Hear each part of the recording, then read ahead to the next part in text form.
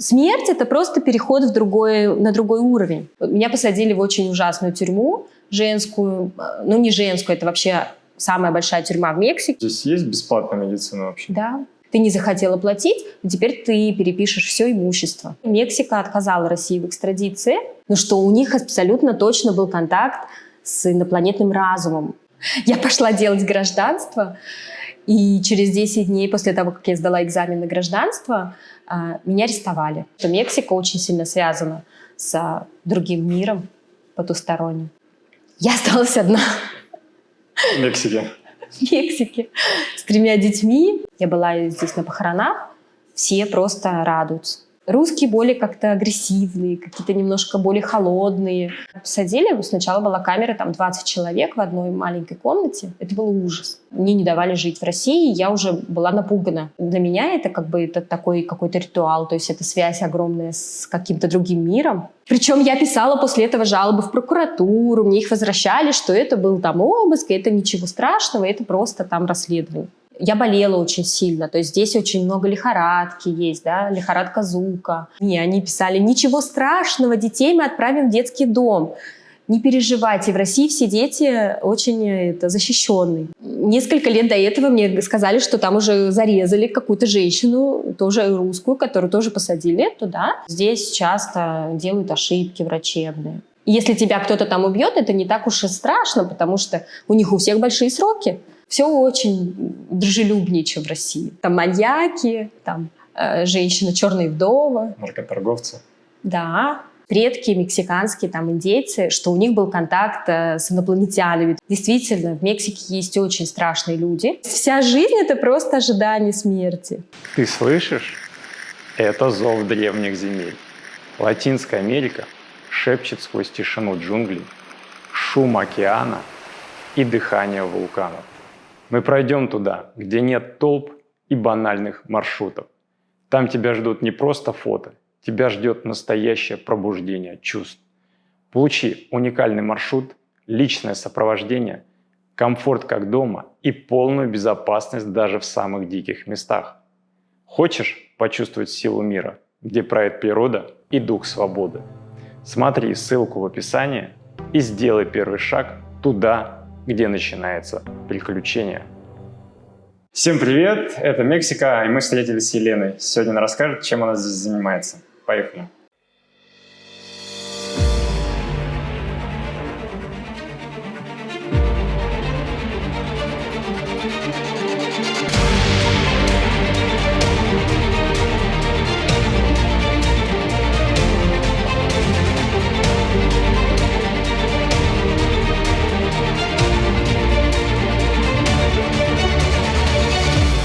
Почему именно Мексика? Ну, во-первых, я очень люблю Мексику.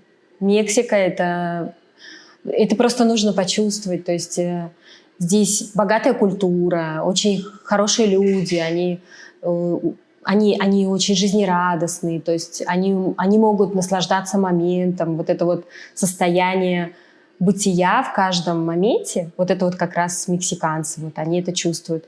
Вот. Они очень дружелюбные, всегда помогают. То есть я очень люблю людей просто в Мексике.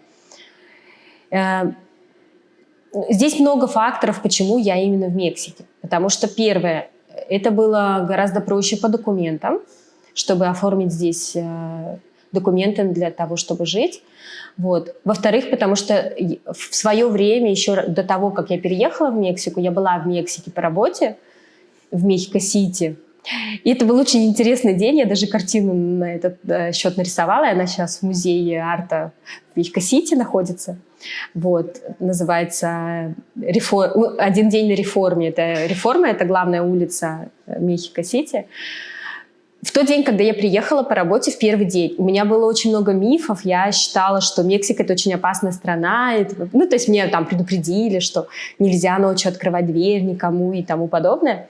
Вот, я находилась в отеле. Я не помню, как отель называется, но он на Реформе находился, вот этой главной улице. Вот. И когда я приехала в этот день, как потом я прочитала, шел караван беженцев в Америку. Вот, из латиноамериканских стран по реформе шел целый поток людей, которые шли просто переходить границу в Америку. Я этого всего не знала, то есть для меня это было как бы, что вот я приехала, и вот это вот Мексика. Я приехала в этот отель, летали вертолеты везде, бегали полицейские, то есть отряды полицейских с оружием, все в черных этих костюмах, с масками. Они просто бегали с автоматами, я просто была в шоке. Перед отелем, в который я приехала, на асфальте был след человека упавшего, которого застрелили. Ну, то есть вот как полиция делает, вот это мелом. И то есть все это произвело на меня ужасное впечатление. Я была вообще... Боже, что это такое? Ночью кто-то в 2 часа ночи мне стучался в дверь, и я думала, боже, это все мифы, как бы, они вот реальные, они все это очень опасная страна. Вот. Потом в течение, я была неделю, через несколько дней я поняла, что нет, это неправда, что это все просто вот этот караван шел там. На самом деле это было, конечно, тоже ужасно, потому что этих людей сгребали в какие-то автобусы, засовывали с клетками и куда-то увозили. Но на следующий день их уже не было, никого не было, то есть все было красиво. Там еще оставались какие-то палатки у памятника, там ангел стоит, вот. И там еще были палатки, там эти беженцы жили, но... Тебе это все впечатлило, ты решила остаться? Нет, а потом я как бы начала изучать. То есть я не знаю, каким образом, но я почувствовала какой-то вот это вот... я немножко учила испанский, и какое-то, знаешь, такое дружелюбие. То есть в европейских странах такого не было. То есть там все равно было всегда какой-то такой вот отталкивающий, какой-то немножко, ну не знаю, барьер какой-то. А здесь во-первых, я всегда была такая очень... Мне было всегда все интересно, и поэтому я шла там в какие-то улицы, где не было толком туристов, там разговаривала, кушала еду местную. И, не знаю, у меня какое-то было очень приятное впечатление, то есть такое отложилось, какое-то очень, не знаю, какое-то очень такое располагающее впечатление о Мексике. А не было опасности преступности? Не знаю, у меня было вот это вот первое, мое интуитивное вот это ощущение, что мне было очень приятно общаться с людьми, была очень вкусная еда, я как-то расслабилась, была эта жакаранда, цвела эти цветы, деревья фиолетовые, и было очень красиво. И несмотря на вот это все, то есть было очень красиво и очень так, атмосфера очень приятная. А потом я еще сходила в музей антропологии, посмотрела, что у меня сложилось полное абсолютное впечатление до сих пор. Во всех странах, где я была, я делала альбомы с музеев, с галерей, в которых я была. И как бы потом смотрела, вот альбом такой, вот альбом такой. И вот в музее антропологии у меня было полное ощущение, что Мексика, то есть предки мексиканские, там индейцы, что у них был контакт с инопланетянами. То есть я после 3 часов в музее антропологии я сделала полный вывод, что это абсолютно очевидно, потому что там и скафандры у них, и там мумии в скафандрах. Очень много, как бы я очень увлекаюсь искусством, и ни у одного народа этого нету. Вот. В Перу, вот потом в Перу еще, да, и тоже это есть. Но вот в Мексике я первый раз с этим как бы столкнулась и была абсолютно вообще в шоке, что... Это вот национальность, вот эти люди, которые здесь живут, потому что здесь нельзя сказать, что мексиканцы это потом уже появились. Сначала были индейцы, но что у них абсолютно точно был контакт с инопланетным разумом. Если... А как это ты ощутила? Что-то увидела или как? Да, благодаря этим объектам, которые находятся в музее антропологии древнем, там абсолютно очевидно, что древние люди не могли ниоткуда это взять, кроме как из какого-то другого вторжения. То есть это абсолютно понятно. Потому что люди изображены на летающих объектах, люди в космических костюмах, высокие люди, которые потом, как эти атланты, да, нигде этого больше вот такого не видишь. Сейчас я знаю, что есть такие же подобные факты в Никарагуа, в Перу. Но абсолютно точно, что эта часть Земли была здесь кто-то был. У меня такое полное ощущение. В общем, и у меня было вот такое вот какое-то ощущение, что здесь абсолютно какая-то мистика, такой вот какая-то связь с космосом. Я вот это почувствовала. Ну, я просто еще увлекаюсь искусством, и у меня это было очень... Я это очень сильно Ты почувствовала. какую-то энергию в своем теле ощутила? Да. Вот. И потом как бы я вернулась в Россию, у меня был бизнес в Москве. Вот. Что за бизнес? Бизнес у меня была юридическая фирма, довольно-таки успешная. Вот. Мы занимались вопросами земельным правом, градостроительными вопросами и оформлением лицензии на недра. И в том числе у нас были тоже лицензии на недра.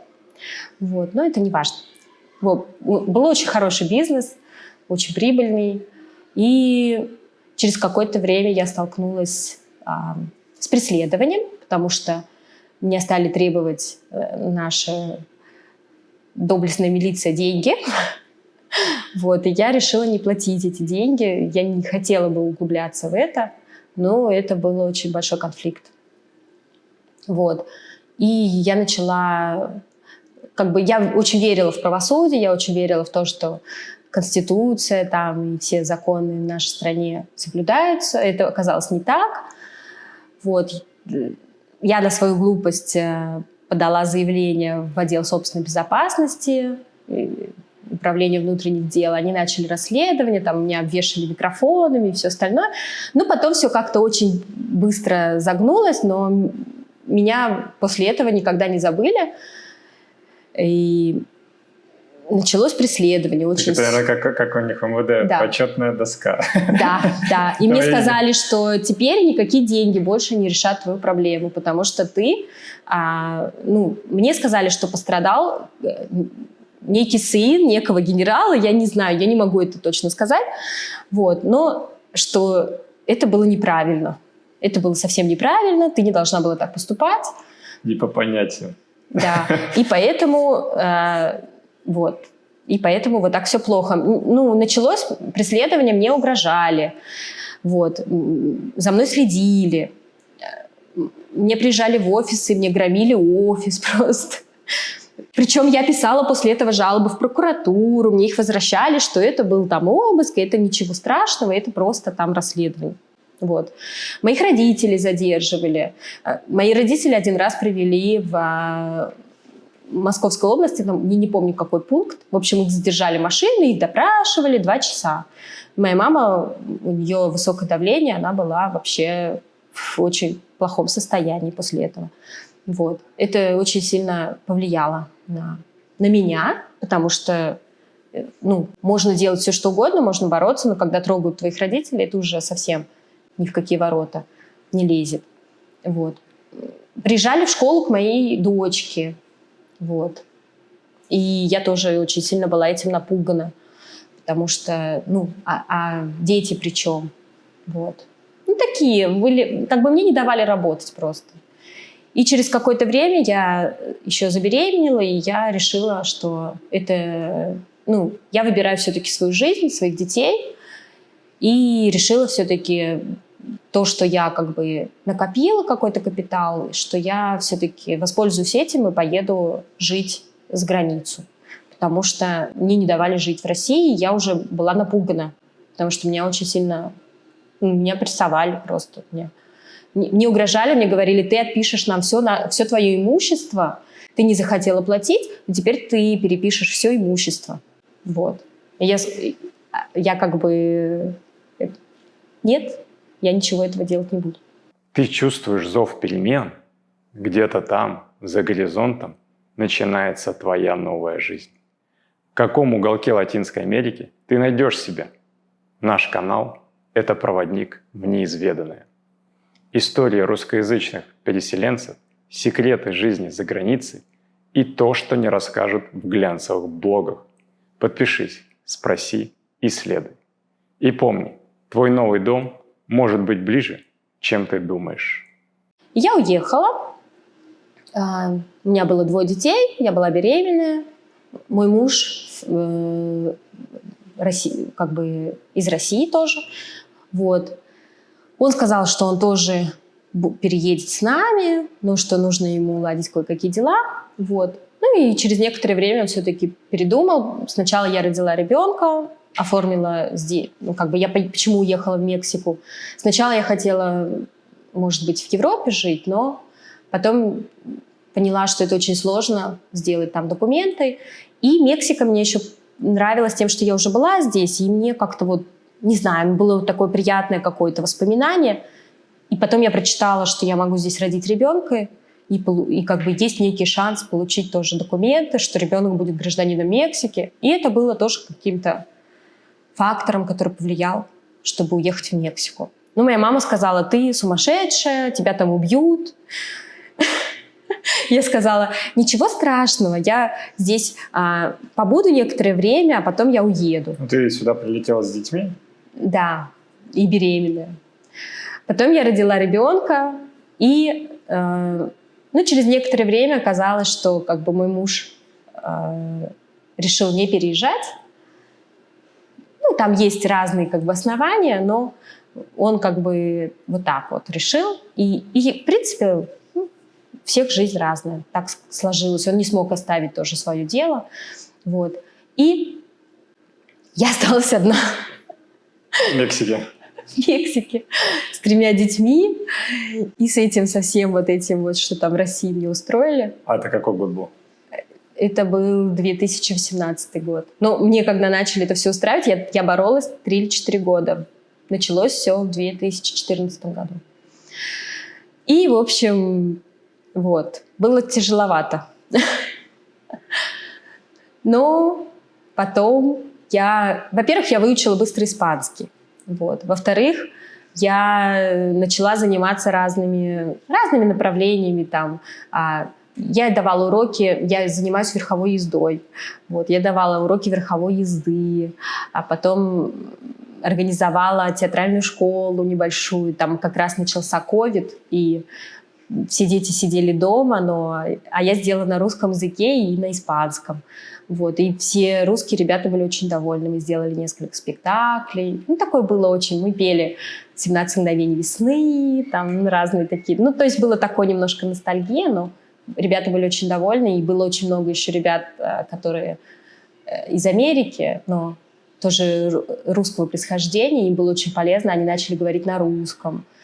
Вот. В общем, мы читали Лермонтова. Такое.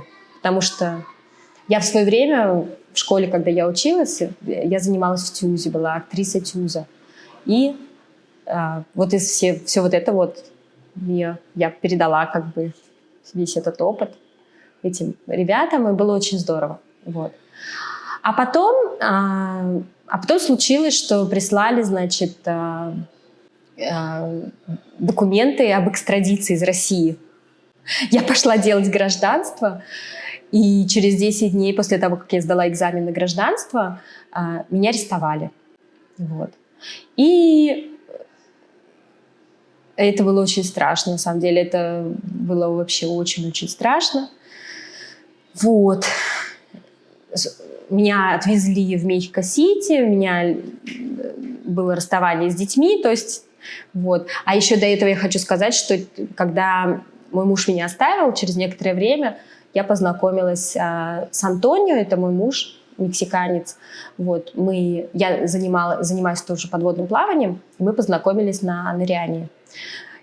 Он инструктор подводного плавания, и он как-то мне вот помог с малышом, потому что я была одна, и как-то все равно это сложно.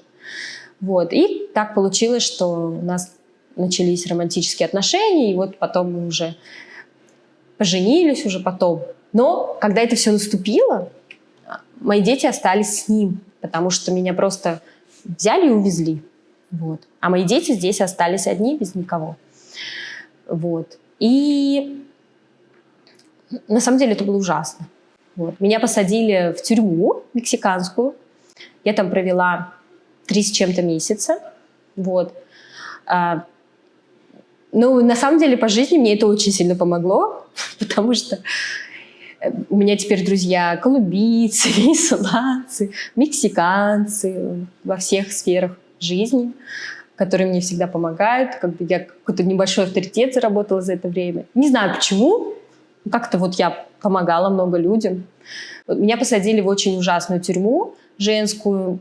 Ну, не женскую, это вообще самая большая тюрьма в Мексике. Ну, одна из самых больших. Называется Санта-Марта-Акатитла. Там и мужчины, и женщины, но очень отпетые. То есть там нет такого, как в России, что экстрадицию потребовали за вот эти вот факты, что они там сделали, как говорят, сфабриковали. Ну, я это как бы говорю. На самом деле это, ну, если кому-то интересно, почему мне сфабриковали, значит, по договорам, которые я не смогла исполнить, но я вернула 100% деньги по этим договорам, полностью все вернула, но мне все равно сделали потом уголовное дело. То есть, ну, это вот такой вот какой-то очень... То есть даже когда здесь, в Мексике, потом смотрели документы, мне... И, главное, Россия не предоставила эти документы, что я полностью вернула все деньги. А для них это все равно, типа, был факт, какой-то там они нашли. Но это просто было вот эта месть того, что мне сделали. Вот. И что? Значит, меня посадили в эту тюрьму. И это был ужас, потому что несколько лет до этого мне сказали, что там уже зарезали какую-то женщину, тоже русскую, которую тоже посадили туда. И это было страшно, потому что там люди сидят, которые и убийцы, и похитители людей, вот, которые, у них там сроки 70 лет, им не страшно кого-то зарезать, то есть там реально были очень сильные разборки в тюрьме, когда одни, там, толпа одна людей на других, с ножницами, и вот такой вот, и как бы... Если тебя кто-то там убьет, это не так уж и страшно, потому что у них у всех большие сроки, им это не важно. А камера была общая или как ты? Да, когда меня посадили, сначала была камера, там 20 человек в одной маленькой комнате. Это был ужас. Это был реально ужас. Мы все спали на полу. Каждый метр это было очень важно. Марихуана, у них там постоянно они все курят марихуану. А я как бы никогда в жизни не курила, но я дышала ей, потому что мне было некуда деться. Вот. Но в итоге мы подружились, потому что, мне кажется, там это открывается человек реально, как он есть. И если ты действительно что-то имеешь внутри ценное и свой стержень, то ты начинаешь приобретать авторитет. Ну, там как вообще с точки зрения распорядка? То есть прогулки, как кормят? Ну, там есть несколько разных блоков. Первый, в котором я была, там нету никаких прогулок. Кормят тебя, но от этой еды тебя тошнит, и я не могла эту еду кушать. А чем кормили? Ну, вот какой-то едой, говорят, что в нее что-то добавляют, и человека просто рвет и тошнит, и ты не можешь ее кушать. Вот. Ну и через какое-то время меня перевели немножко в другой блок, к убийцам. Я там была с очень важными, знаменитыми людьми Мексики, которые там маньяки, там женщина черная вдова. Наркоторговцы? Да, тоже. Вот. Ну, они на самом деле все очень, как это сказать, там другие правила. Там ты не можешь как бы обмануть, там что-то такое сделать, там все очень строго. Если ты нормальный человек, то у тебя все будет хорошо. А если ты внутри что-то у тебя плохое, то это обязательно выйдет.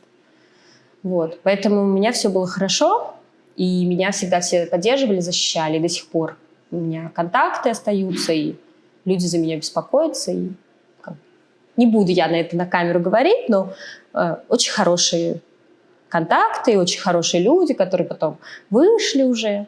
И вот. А как вопрос закрылся? То есть тебя посадили, ты 3 месяца сидела? Да, потом меня выпустили.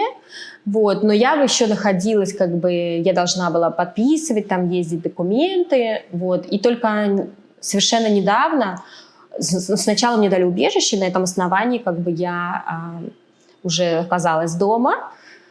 И процесс все равно еще длился, потому что еще прошло несколько инстанций, мы все инстанции выиграли, но каждую инстанцию Россия еще пыталась там дальше что-то просить. Это все наш... Да, они прям... Там уже адвокаты писали про детей, что вот это мама с детьми. Они писали: ничего страшного, детей мы отправим в детский дом. Не переживайте, в России все дети очень защищенные. Вот как такое можно писать? Вот. И сейчас мы уже все, в конце концов, все выиграли. Вот. И Мексика отказала России в экстрадиции. Вот. И все. Как бы все закончилось. Ну, гражданство ты получила или нет? Но я сейчас нахожусь в процессе, потому что мне теперь опять все заново пришлось делать, потому что вот из-за всего вот этого. Но меня уже теперь все знают. Когда мне вручили решение об отказе в экстрадицию, уже там были аплодисменты все. Боже, ты выиграла этот процесс, это очень тяжело. Вот. Ну, всем, кому нужна помощь в этом процессе, я могу подсказать, помочь, поделиться собственным опытом с убежищем и с адвокатами очень хорошими. Это лучший кабинет адвокатский в Мексике, который меня поддержал. Но почему меня поддержал этот кабинет? Потому что оказалось... Просто я по жизни очень такая дружелюбная, не знаю, как-то я очень хорошо общаюсь с людьми. И у меня оказалась моя подруга, которая... Ну, тоже там какая-то мафия, в общем. Она, когда это все случилось, она мне помогла с этими адвокатами, потому что перед этим мы другого адвоката наняли, и это был не очень хороший адвокат. Вот. Но здесь все в Мексике очень так связано. То есть если у тебя хорошие друзья, то тебе помогают, тебя вытягивают, тебя вот все вот как-то так. И мне кажется, что у меня просто всегда так складывалось, что я была хорошим другом, и вот потом мне дало это результаты, мне помогло, и вот так произошло. Вы за границей, все незнакомо, все чужое, и вдруг здоровье под угрозой. Что делать? Вас не оставят одних. Росмедицина как тень, что всегда рядом. Мы организуем срочную госпитализацию, эвакуацию, даже роды за границей. И все это в лучших клиниках Латинской Америки и России. Включите Росмедицина в страховку и получите доступ к лечению без доплат. Медицинский самолет, скорая помощь в аэропорту, врачи мирового уровня. Вы не просто пациент, вы под защитой Росмедицина. Когда здоровье – дело жизни. То есть коррупция сильно развита? Но нет, в моем процессе невозможно было, потому что это интернациональный процесс, политический, и там вообще никакой коррупции нет. И это действительно было очень было сложно. Но связи я имею в виду в том плане, что моя подруга меня рекомендовала, и мне помогли, за меня взялись, потому что это тоже процесс, который совершенно практически никто не может выиграть. Вот. И мы его выиграли. Так что... Круто. Да, поэтому... такой. Поэтому теперь в Мексике. Да, ну пока я вот это вот сидела, ждала, когда этот процесс закончится, я организовала несколько еще других направлений бизнеса, потому что мне было скучно, мне надо было чем-то заниматься. Вот. Я сейчас открыла магазин одежды, мы шьем собственную линию одежды. Вот. А кому продаете? Как ее продвигаете? В смысле как? Ну, интернет, или у вас какой-то магазин? Интернет, магазин, да, магазин физически, да. Дело в том, что я, когда открыла магазин, я поняла, что мексиканским женщинам очень многое не подходит, потому что все лекала европейские. Даже здесь продают одежду больше европейскую. Ну, такую как бы более дорогую, там, для фиесты. Они просто туда не могут попасть, потому что у них другие пропорции. Вот. Мы провели исследование, я нашла русских швей, вот. И мы сделали свои лекала. И сейчас мы сделали сейчас первая наша собственная коллекция. И сейчас мы уже шьем другие коллекции для мужчин, для детей, для женщин. Они продаются, так что вот так. Потому что наконец-то, как это те клиентки-мексиканки, которые возмущались, они говорили: все для Барби, все для Барби.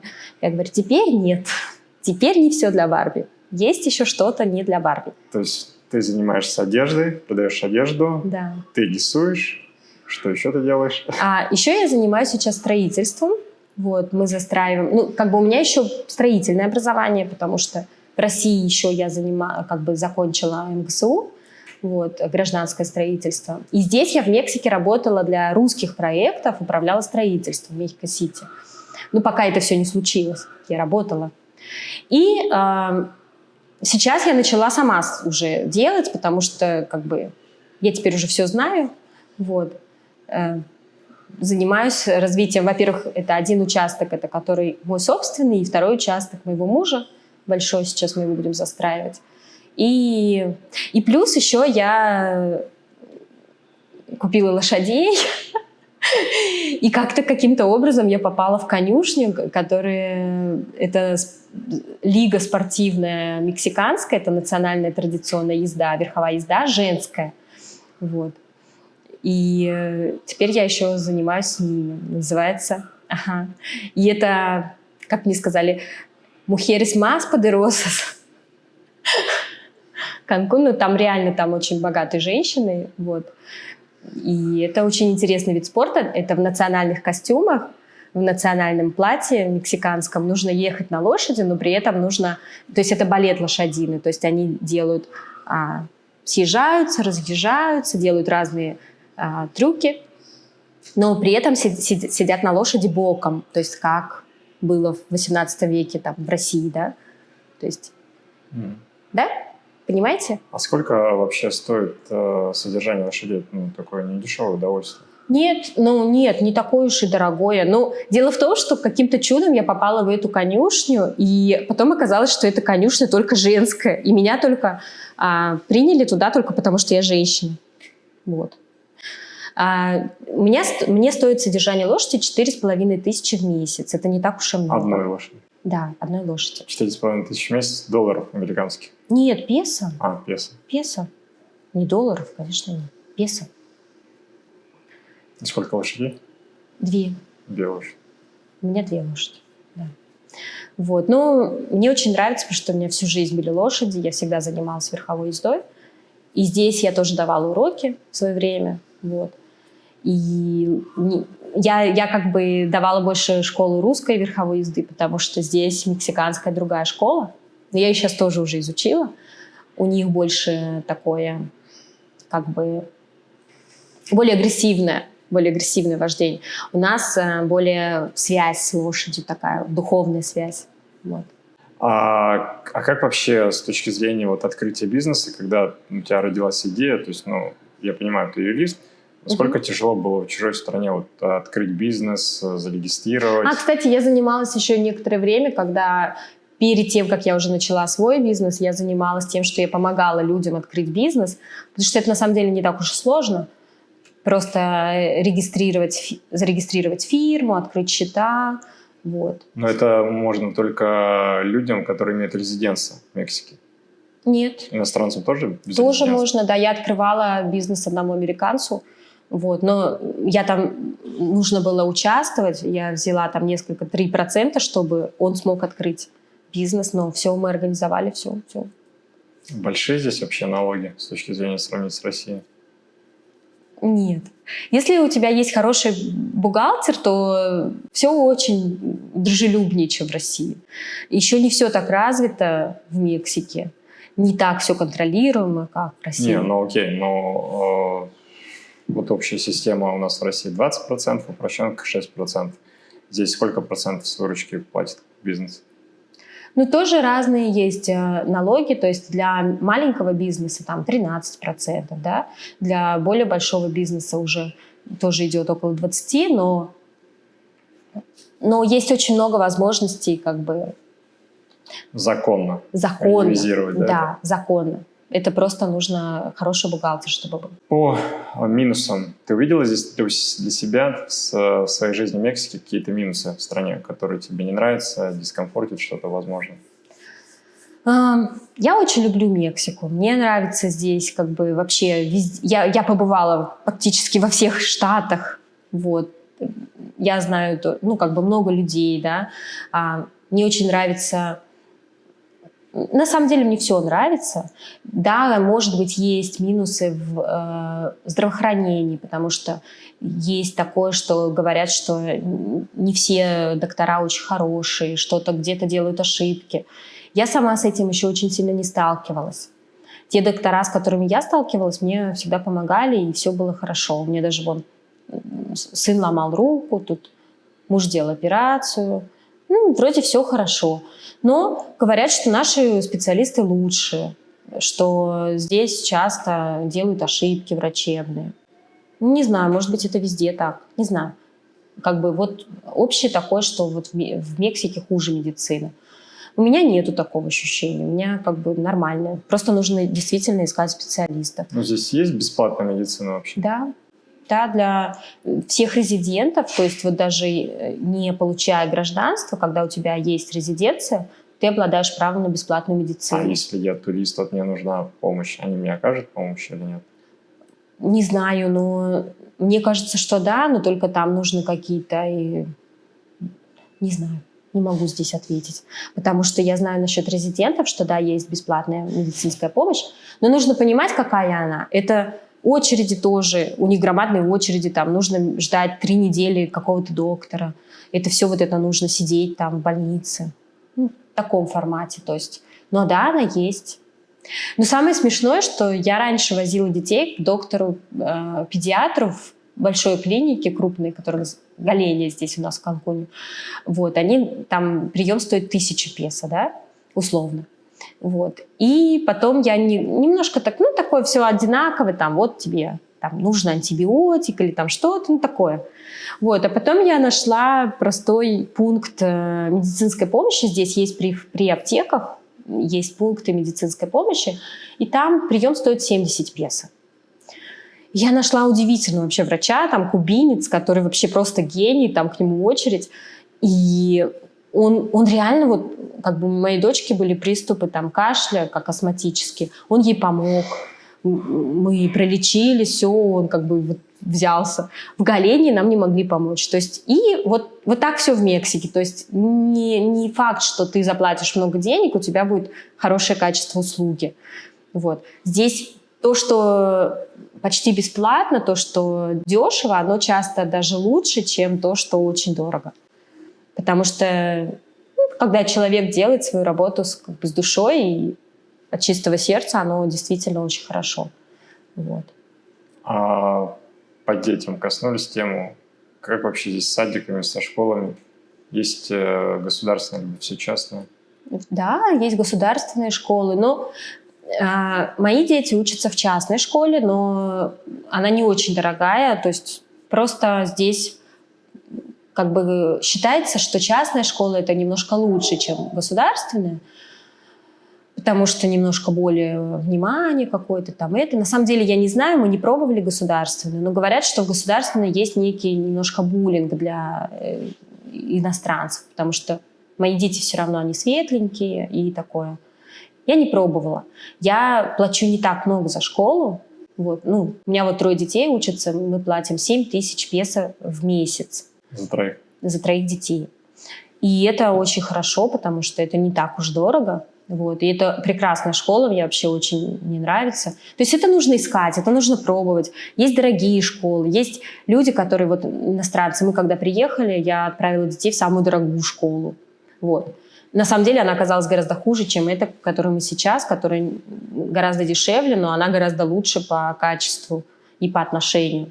Но школьная программа у них одинаковая, дорогая школа? Не, у них разные программы. Есть вообще такие школы здесь, например, моя подруга отправляла в какую-то, не помню, то ли канадская какая-то школа. В общем, у них там какая-то своя программа, они что-то там целыми днями что-то лепят, дети моют посуду, и это все у них они изучают. То есть совершенно вообще. У них есть, конечно, общий стандарт, который они должны делать, но это все такое очень у них гибкое. И в этой школе она платила какие-то вообще громадные деньги за то, что ее ребенок просто убирался, мыл посуду, что-то делал, его приучали к работе. То есть здесь такое очень все. Мексика вообще опасная страна, как ты считаешь? После того, что я видела, да, со мной никогда ничего страшного прям сильно не происходило в Мексике. Я всегда считала, что это вообще безопасная страна. Побывав в этой тюрьме, я поняла, что нет. действительно, в Мексике есть очень страшные люди, которые там, например, были женщины, которые там, ну, они просто отрезали пальцы там, да, вот. Штаты, которые на севере там, действительно лучше не связываться с этой мафией всей, вот. Действительно, она очень опасная, и действительно лучше держаться спокойных районов, где больше туристов, допустим, Канкун, там, Плая-дель-Кармен, они защищенные, потому что здесь защищают туристов, чтобы не уронить международный статус. Но в Мехико-Сити, допустим, есть очень много районов, которые очень опасные. Вот. Ну а там дальше, там Синалуа и Чиапас. Гвадалахара наполовину, может быть. Вот. Но все-таки нужно просто уважать. Да, это. Мексика очень все-таки, да, есть свои криминальные структуры, и лучше с ними не взаимодействовать. Зачем это нужно? Где я сейчас? С кем встречаюсь? Что замышляю? Ты хочешь знать больше, чем открыто? Тогда тебе в наш телеграм-канал Кажан17. Здесь не просто ответы. Здесь подсказки, намеки и секреты. Следи и спрашивай. Следующая съемка уже близко. И, может быть, именно твой вопрос попадет в эфир. Все нужные ссылки в описании. Тайна зовет. А что Мексика вообще имеет из полезных ископаемых, что она экспортирует в другие страны? Не знаю, что она экспортирует. Нефть? Бананы экспортирует? Наверное. Нет? Я как-то вот в этом... Ну просто ты уже мексиканка почти через 5 минут. Я больше, наверное, да, больше я с мексиканцами общаюсь, я как-то больше вот мексиканка. Мне кажется, даже немножко стала себя вести так похоже, не знаю. Оно все-таки ты как-то... ассимиляция происходит. Да? И чем отличается мексиканский менталитет от российского? Ну, я как бы привыкла уже к тому, что вот у нас как бы, когда мы поженились, я хочу, кстати, заметить, что с Антонио мы поженились уже после того, когда меня уже отправили домой, он все это выдержал, он мне помогал. Как когда ты отсидела. Он меня не бросил, что было очень важно, да, потому что реально в такой ситуации было очень так. Непонятно, Да, что дальше. Да, вот. Мы все это как бы прошли, и у нас как бы большая семья, то есть я уже привыкла к этим мексиканским вот этим вот, приходят все. Когда он мне сказал, давай познакомимся с моей мамой, я говорю, да, давай, хорошо, и пригласила его маму. Пришли 8 человек. Ну, то есть 3 сестры, племянницы, и там, и я так была в шоке. Сейчас я уже привыкла, то есть они большие, у них всегда семьи большие, они все очень дружные, они все друг другу помогают, вот это семейственное у них вот это очень сильно развито. Они более дружелюбные, то есть я вот здесь вот сейчас, мы живем в этой резиденции, здесь очень много тоже русских, я замечаю, что русские более как-то агрессивные, какие-то немножко более холодные, это такое. А мексиканцы, они более такие дружелюбные. Да, они часто не могут сказать «нет». То есть они тебе будут говорить «завтра» или там «потом». Это значит, что может быть «нет», но они не могут сказать «нет», потому что у них вот такая ментальность. Вот. Но они в целом очень такие надежные. То есть, не знаю, они более открытые какие-то, более надежные люди. Такое у меня сложилось впечатление. Конечно, в каждой нации есть свои, да, там, вот. Но как-то мне сейчас более вот как-то к мексиканцам более я расположена, потому что с русскими они какие-то все всегда что-то хотят, какие-то все, что у них какие-то корыстные интересы, сразу тебя начинают спрашивать, а что ты делаешь, а что это, ну, такое какое-то. А мексиканцы нет. Мексиканцы всегда уважение это, а как у тебя дела, как твои дети, а что, как настроение, ты что-то болеешь, или у тебя все хорошо, тебе нужна помощь. Вот такой мексиканцы. Вот. А русские нет. Русские, а что это? Это там, вы что, у вас новый ребенок родился? Ну, такой какой-то. Окей. В заключение, твои рекомендации людям, которые думают о переезде тоже вот, рассматривать. Нужно еще понимать, помимо того, что хорошие люди там и... Ну, есть свои плюсы, свои минусы, но нужно еще понимать, что здесь еще климат. Он совершенно другой. И у нас, вот, например, у меня была перестройка ну, как бы, как это сказать, когда ты начинаешь жить в других условиях, я болела очень сильно, то есть здесь очень много лихорадки есть, да, лихорадка Зука, есть просто комариная лихорадка, когда тебя комар укусил, у тебя температура 39. Нет, это просто комариный грипп называется. Да, это не денге. Денге это еще хуже. Но здесь есть просто такое, что тебя комар укусил, у тебя температура 39, через 3 дня у тебя все прошло. У тебя ломает, и у тебя все болит. И это просто комариный грипп. Вот. Вот такие вещи. И нужно понимать, что помимо всех прочих обстоятельств, еще биология. Биологические факты, они тоже очень важные, потому что все твое тело будет перестраиваться. Ты будешь жить в тропиках, допустим, как Плайя-дель-Кармен или Канкун, или Тулум, и вот эти все, да, города. У тебя будет полная перестройка организма через 6 месяцев, 9 месяцев. И, вот у меня была. И болезни начинаются просто как ты болеешь и болеешь, ты выздоравливаешь, потом опять болеешь. У тебя все совсем по-другому. У меня в России никогда не было толком температуры. Здесь у меня была постоянно 40, такое, что чуть не умираешь. Вот. А потом все прошло. Ты перестроился, и все прошло, и все хорошо. То есть ты сейчас рассказала, 40 температура, тут есть? Это нужно пережить. Просто это был период, когда мне даже врачи сказали, у тебя просто идет акклиматизация, полностью твое все тело перестраивается на другой климат, ты живешь в тропиках. Вот. У меня был период где-то около года, когда все полностью перестраивалось, я без конца болела.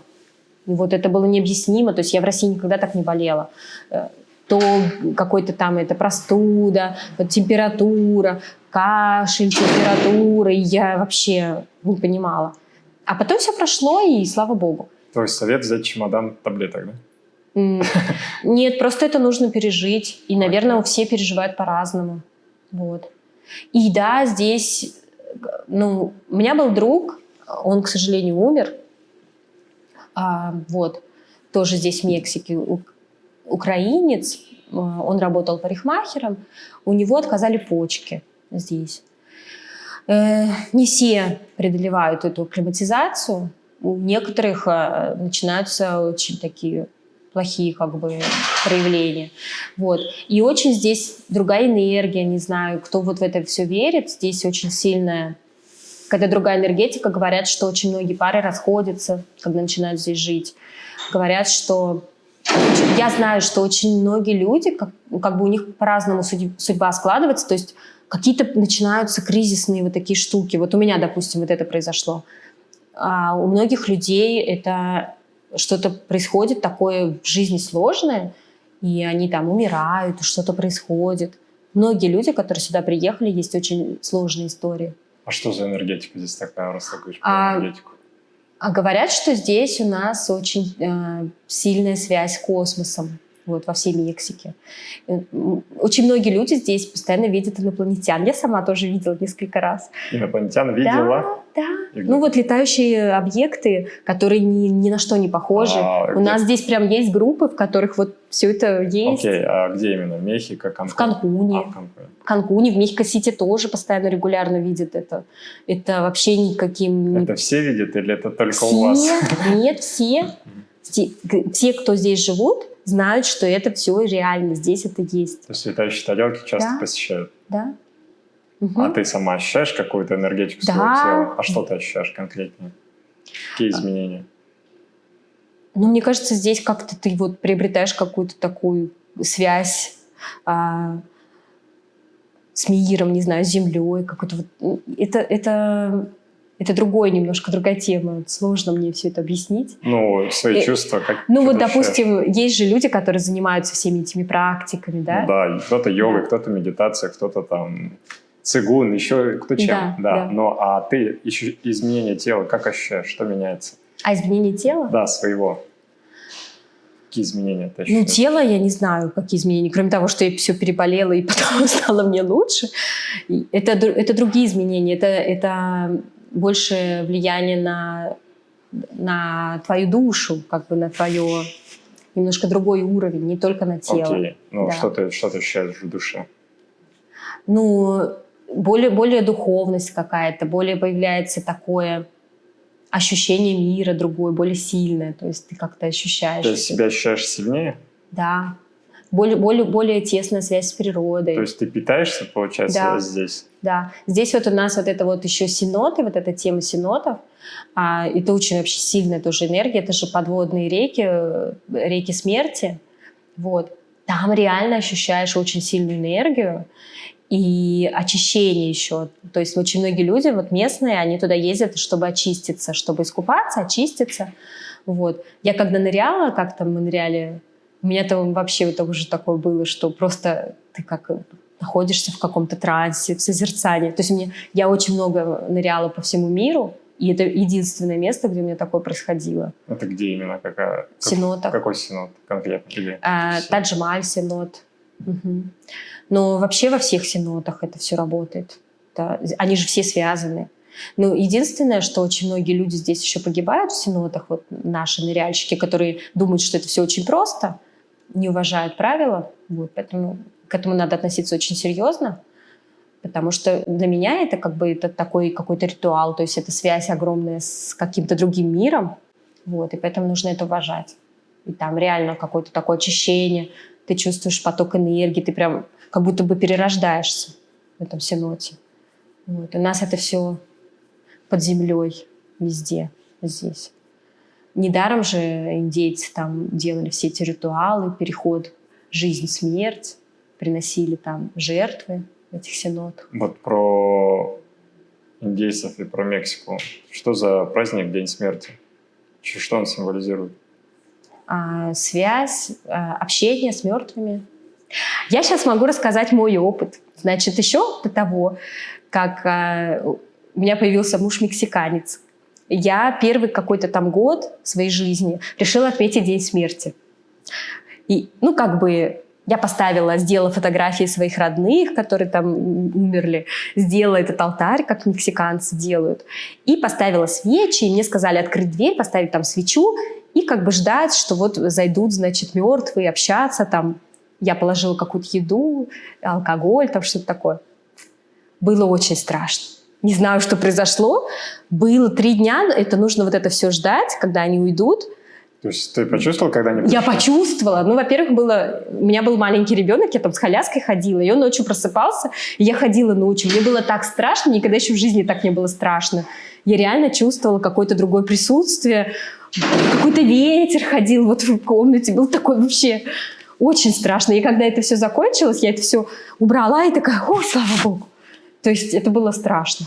Сейчас, каждый раз, когда теперь уже Антоний это все делает, этот свой алтарь, мы ставим все наши фотографии наших родных, его родных, и это все уже такое как бы более привычно. И каждый раз это все равно все это чувствуешь, только уже так не пугаешься. То есть это очень интересный опыт. Он реально работает здесь, вот это все какой-то вот... То есть для мексиканцев смерть — это просто переход на другой уровень. Все мертвые, они для них живые. То есть и то же самое, ты общаешься с ними, то есть ты постоянно у тебя может быть контакт. В этот день они приглашают мертвых, чтобы их вспомнить, чтобы им приготовить их угощения, их любимые блюда. Вот. Но при этом это все очень живо, то есть это не как у нас в России, как бы там просто в один день пришли помянуть, и какой-то нету такого ощущения, что они все живы и здесь все рядом. А здесь это реально есть, то есть они все реально здесь. Здесь это очень прям ярко. Поэтому я и говорю, что Мексика очень сильно связана с другим миром потусторонним. Здесь все оно вот так вот. И поэтому, когда человек умирает, в Мексике большей частью не горюют, а наоборот празднуют. Я была здесь на похоронах, все просто радуются, что наконец-то человек перешел на новый уровень. Это же здорово. Он готовился к этому новому уровню. Да, и это вот вся жизнь, это у них другая ментальность. А как он готовился для перехода к новому уровню? Вел себя так, как хочет в этой жизни? Нет. Как бы в любой... Это не важно, как бы здесь немножко другое. Да, они тоже католики, но при этом они все равно всегда больше, мне кажется, более близкие к этим своим языческим убеждениям, богам и всему остальному. Католики — это такое. Да, мы католики, но у нас есть другое. Вот. Здесь, мне кажется, у них такое, у нас как бы православная церковь, что вот ты грешил, или ты там грешник, или ты там не грешник. А здесь нет такого. Здесь ты всю свою жизнь все равно прожить жизнь — это огромный подвиг. Вот. И несмотря на то, как ты ее прожил, ты все равно ее прожил, страдал, что-то сделал все равно хорошее в своей жизни, все равно прошел весь этот путь, пострадал, потому что все равно это такое, проживать вот это все. И вышел все равно на другой уровень. Да, может быть, ты не вышел так слишком далеко, а кто-то вышел дальше, потому что он свою жизнь более благородно прожил и вышел более на высокий уровень. А ты вышел вот немножко тут ближе. Но все равно ты молодец, потому что ты все равно ее прожил, свою жизнь. И подготовился, и вот умер, и слава Богу.